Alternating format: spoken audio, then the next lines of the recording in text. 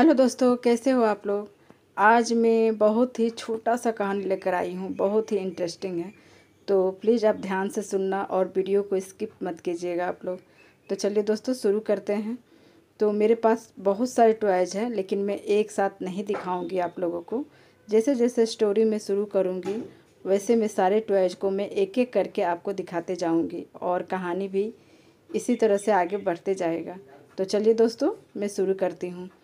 तो आज का जो कहानी है जो दो दोस्तों की है, यानी कि दो दोस्त हैं, यानी बहुत बड़े बच्चे नहीं हैं, करीब 10 या 12 साल के बच्चे हैं।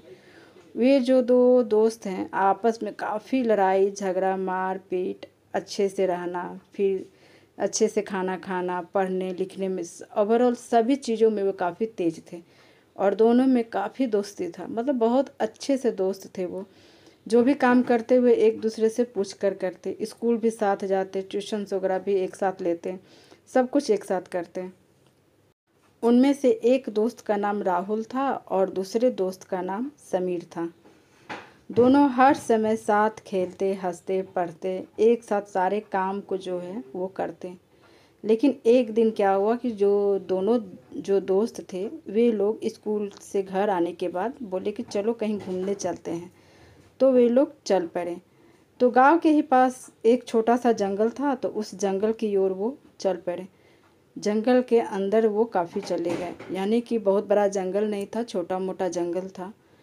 तो वहाँ पर वो जंगल का नज़ारा ले रहे थे, तभी अचानक उस जंगल में एक भालू आ गया। तो दोनों जो दोस्त थे वो काफ़ी डर गए और अपने अपनी जान बचाने के लिए इधर उधर भागने लगे और भालू भी जो था उनका पीछा नहीं छोड़ रहा था। तो जो दोनों दोस्त में जो था, एक जो दोस्त था वो उसको काफ़ी एक्टिविटी में काफ़ी तेज़ तर्रार था वो। तो वो क्या किया, तुरंत वो पेड़ पर चढ़ गया। मतलब उस दोस्त को ना चढ़ने में थोड़ा सा भी टाइम नहीं लगा और अपनी जान बचाने के लिए वो फटाक से पेड़ के ऊपर चढ़ गया और वो अपने आप को सेव कर लिया। और ऊपर से वो देख रहा था नीचे का नज़ारा, यानी कि समीर जो था वो सेव हो चुका था और राहुल जो था उसको खतरा मंडरा रहा था। तो राहुल को समझ में नहीं आ रहा था कि मैं कहाँ जाऊँ। वो कभी पत्ते के पीछे छुपता तो कभी पेड़ के पीछे छुपता, तो किसी झाड़ी के बीच में जाके छुप जाता। वो कैसे भी अपना जान बचाना चाह रहा था। इस बीच वो उसे अपने दोस्त का जो उसने देखा कि पेड़ पर चढ़ के वो सेफ हो चुका है।